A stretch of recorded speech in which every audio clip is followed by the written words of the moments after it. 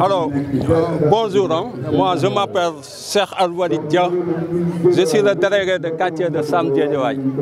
Donc Sam Guédiawaye, c'est un quartier qui se trouve dans la commune de Sam Notaire. La commune de Sam Notaire fait partie des 5 communes du département de Guédiawaye. Donc la commune a été créée en 1996, mais il faut savoir que Sam Guédiawaye, ça date de 1966. Parce que nous avons été ceux qui ont été ramenés de force ici à Guédiawaye. Parce que nous habitons auparavant à Dakar. Donc en 1967, nous avons été ramenés ici et nous habitons ici depuis 1967. Maintenant, aujourd'hui, ce qui nous réunit aujourd'hui ici, qui a fait sortir toute la population, vous savez c'est quoi? Nous demandons la poursuite des travaux que la mairie de Sam Notaire a démarré dans le cadre d'un partenariat avec le PACASEN. Vous savez, le PACASEN, c'est un financement de l'État. Hein? Mais lorsqu'on a démarré les travaux, et c'est la commune de Sam Notaire qui a eu l'idée de venir réhabiliter le terrain. Il faut savoir que le terrain multifonctionnel de Sam Notaire, ça date de 2001. 2001. Maintenant, c'est la même chose que la case des tout-petits. Mais vous savez, il y a un personnage atypique du nom de Moussé Mangom Gom. Quand on commence, ça fait qu'on débute un certain nombre de travaux ici au niveau du quartier, Mangom a cette prétention, moi je dis farasseuse, de venir ici pour dire que le terrain lui appartient, alors que le terrain ne lui appartient pas. Vous savez comment ça s'est passé? Vous savez, Mangom, c'est un vieillard, un troubadour qui n'avait pas de domicile. Mais lorsqu'il a saisi en son temps, en 1991, il est venu ici saisir l'ancien délégué de quartier du nom de Pape Biram Diop. Vous savez, les vieux là, ils avaient cette sensibilité, ils savaient aider. Maintenant, lorsqu'il a saisi le vieux Biram Diop pour lui demander de lui octroyer quelque part, là où il peut poursuivre ses activités de menuiserie. Maintenant, les vieux sont tombés d'arbre, puisque c'est un terrain, c'est un espace vide. Les vieux étaient consentants pour lui donner un espace où il pouvait dérouler ses activités de menuisier. Mais vous savez quelle ingratitude! Qu'est-ce que le vieillard a fait? Vous savez ce qu'il a fait? Il est venu en 4 minutes, il est parti demander au niveau des services et domaines un bail avec Fadiao Diaw. Et Fadiao Diaw, je vous demande de faire une enquête sur elle. Il fallait que c'est l'épouse d'un agent des services et des domaines. Donc lorsqu'il a eu le bail, et je précise, c'est 2 baux. Même au niveau de la mairie, il y a un contentieux. Maintenant, lorsque les populations ont eu assez d'un bail de Moussa Mangom, nous avons fait, avec l'aide de l'ancien maire de la ville de Guédiawaye, du nom de Serif Macky Sall, il a eu à faire une stratégie pour qu'on abrose les bails. Et les baux, du moins, les baux ont été abrogés. Et les papiers sont là, vous savez ici. C'est à partir de ces baux-là que nous, en 2001, que nous avons demandé, que les populations ont demandé que cet espace soit consacré comme un terrain multifonctionnel. Et c'est le ministère des Sports. Et en ce moment, il y avait Modiane Fada qui était le ministre des Sports. Et on a déposé le décret et le ministère des Sports en 2002 est venu nous construire le terrain multifonctionnel. C'est la même chose aussi pour la case des tout-petits. En 2002, c'est la 2e case des tout-petits du Sénégal, après celle de Denis Birahim Ndaw. En 2002 aussi, on a déposé le décret pour demander qu'on crée ici une case des tout-petits.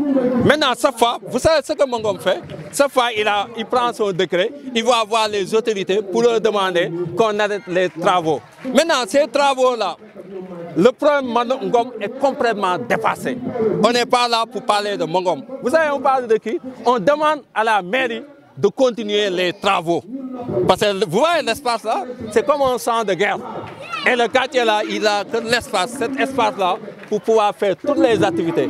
Et je vous dis que c'est dans cet espace qu'on fait toutes nos activités. Vous voyez ici, il y a la promiscuité. Les enfants là, ils n'ont pas où jouer, ils viennent ici pour jouer. Et maintenant, ça nous permet d'avoir 0 noyade, 0 cas de perte d'enfants. C'est le terrain qui nous permet d'avoir ça. Maintenant, ce qu'on demande, parce que l'adresse que je suis en train de faire, ce n'est pas destiné à Mangom. C'est destiné aux autorités administratives et aux autorités locales. Premièrement, pour les autorités administratives, on leur demande que le terrain soit toujours gardé comme un espace public. Nous voulons, au niveau de la mairie aussi, on demande le plus rapidement possible que les travaux puissent démarrer. C'est ça, hein? Le démarrage rapide des travaux. C'est ça qu'on demande. Maintenant, les populations restent mobilisées. Les populations sont debout et ils sont mobilisés et réclament leurs droits. Et moi, tout à l'heure, on vous a entendu parler de conservation du terrain. Oui. Est-ce que vous soupçonnez un deal entre ce dernier dont vous nommez et la municipalité? Vous savez, moi, je suis un responsable. Non, la municipalité ne peut pas être dans un deal. Vous savez, la municipalité est avec les populations. C'est pourquoi ils ont connaissance du dossier Mangom. Vous savez, le dossier Mangom, ça date de 91. Vous savez, même les autorités administratives, le préfet, le sous-préfet, toutes ces autorités ont connaissance de ce dossier. Maintenant, la mairie ne peut pas être en deal. La mairie, je précise, il est avec les populations. C'est ce dernier, Moussa Mangom, qui est entré dans les mimaks. C'est des mimaks là. De ces relations, il est prêt même à sortir de l'argent. Et il paraît qu'il a déjà vendu le terrain.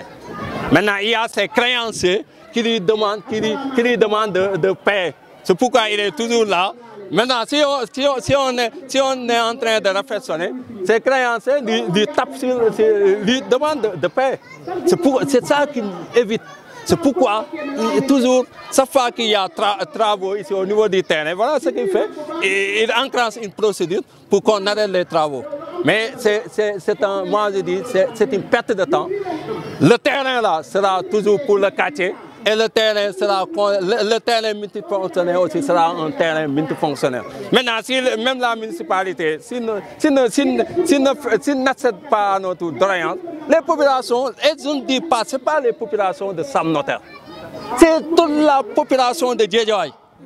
Moi ici, j'ai une pétition, il y a plus de 1000 signataires là. Donc c'est les populations. Le terrain là, s'ils pensent que c'est un terrain de Sam Djedjoy, ils se trompent lourdement. Le terrain là, c'est un terrain qui appartient à toute la population, la population de Djedjoy. Même ici, il y a certains élèves qui viennent ici font faire ce qu'on appelle les activités physiques. Maintenant, tout ce qui est activité, que ça soit sociale, activité religieuse, activité pédagogique, toutes ces activités se font ici au niveau du terrain multifonctionnel là. Maintenant, ce que je demande, je répète encore, ce que je demande, que les autorités prennent leurs responsabilités. Alors là, lu may wax si olof peut-être ma bàyyi tax Maodo mu ñëw wax ko si olof ma wax si tax ñëwal wax si olof waaw Cheikh Alwali Dia délégué de quartier de Sam Djedjoy. Cheikh Alwali Dia. waaw man Mamadou Ndiaye laa tudd dëkk fii si Sam Notaire jiite AD Sam te li délégué suñu délégué de quartier bi lu wax mooy li nga xam ne mooy li am li ñuy demandé moo di que mairie bi si boppam li nga xam ne def na ko pour commencer defaraat terrain bi mu defaraat terrain bi que ñun population ñu res ñu ngi toog fii nekk si ginnaawam di ko ñaan mu yeggali liggéey bi te ñu bañ a taxawal liggéey bi parce que taxawal liggéey bi day andi leneen loo xam ne bokkul ak loolu. et que duñ nangu bàyyi dara leneen di fi am lu dul loolu nañu yegg liggéey bi loolu lañ ñaan parce que li ñu waxoon si histoire nu mu demee yëpp xam nañ ko kon duñ fi nekk di répété waat li délégué wax rek doy na sëkk dégg nga terrain bi.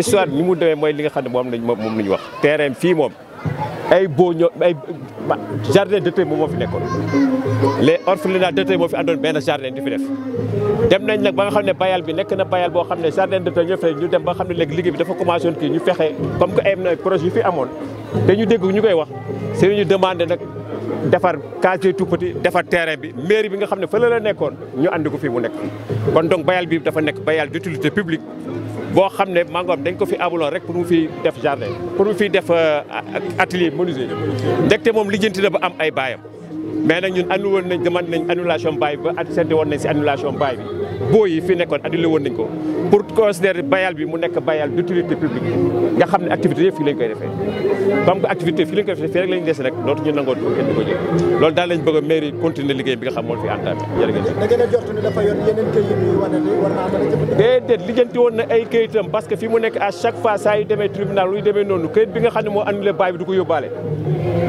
décret bi nga xam ne moo annulé boo yi fi amoon du ko yóbbaale day wax ne moom terrain bi xam nga soo amee sa baay dem tribunal wala yu demee déposé ko te amoo li nga xam mooy wane ne li nga am yàqu na kon dañuy yaakaar ne terrain bi yow yaa ko moom dañ ko bëgg a nangu si yow or que demul noonu dafa am baay dafa am décret boo xam ne moom moo éliminé annulé baay boo yi fi nekk moom moo fi nekkoon. est-ce que jooytu ngeen ko xam waree.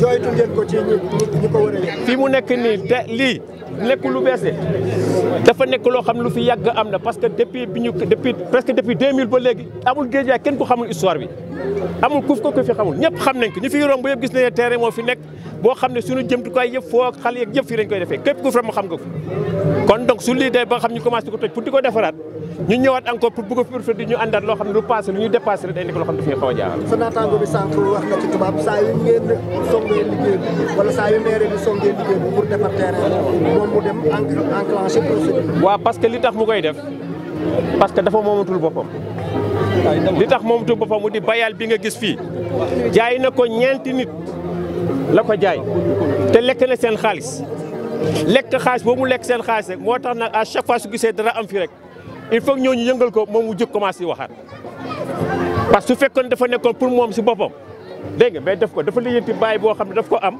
mais pour di ko jaayaat encore xam nga loolu su koy nit ñi di def à chaque fois Sénégal suñ fi nekkee ay nit di lijjanti ay terrain ñu jox leen ay bañ ñu dem di ko jaay ñeneen ça veut dire benn façon boo xam moom leen ni jiwtee xaalis la te loolu aussi duñ ko nangu. wax na tamit mbirum pétition. waaw pétition moom dafa nekk lu am na parce que dañu yaakaar ne fii bayal bi waa Saam rek la or que bayal bi dafa nekk bayal boo xam gis nga fii gis nga li ko dalee ba terminus ba gaar yi dafa am manifestation fii nga koy defee ku nekk ba HLM ñeen di xaar suñu amee manifestation fii lañ koy defee kon donc dafa nekk loo xam ne ñëpp la concerné loolu moo tax pétition bi nag dem ba foofu yëpp waaw parce que ñu ku nekk sa bopp kese waaw kay jërë ngeen. donc man c'est Madjiguène Diagne fii laa dëkk Sam juddoo fi yaroo fi màggee fi di fi liggéey albati ku nekk responsable à la case des tout-petits de Sam Notaire li tax ma ciy wax parce que li indi terrain bi moo indi case des tout-petits donc bu terrain bi existé wul case des tout-petits bi waratul existé mairie d'arrondissement bi aussi waratul existé mu nekk benn yëf may wax aussi ci par rapport ak doom ji parce que ñun ki ñuy xëccoon ngom la te yaakaar naa nit balaa ngay donn sa baay dafa fekk sa baay dee te baay ma ngi dund donc chaque fois mi ngi fiy ñëw mi ngi woo nit ñi nag ci violence chaque fois mi ngi fiy fekk ay nit ñi di defal autorité yi nañ def le tout à ce que mu toog parce que dina fi ñëw fekk fi ay moroomam ak ñoo xam ne ñoo ko mag tuuti wala ñu gën a ndaw te su keroogee dina am lu musiba boo xam ne dina fi indi te la délégué ne sera pas là pour régler problème boobu keneen du fi nekk. ginnaaw loolu aussi ñuy woo autorité yi que ce soit la mairie ainsi que sous-préfecture travaux yi ñun dañuy laaj à ce que les travaux ñu continuer ko parce que délabrement bi duñ ko bàyyi di ko seetaan travaux yi nañ ko continuer parce que lii dañu dem rek ci jàmm premier pas la mais buñ ko deful mairie kenn dootu fa liggéey parce que dinañ def sit-in au niveau de la mairie te dinañ def sit-in au niveau de la sous-préfecture loolu rek moo nekkoon lu ma ci bëgg a dolli di leen remercier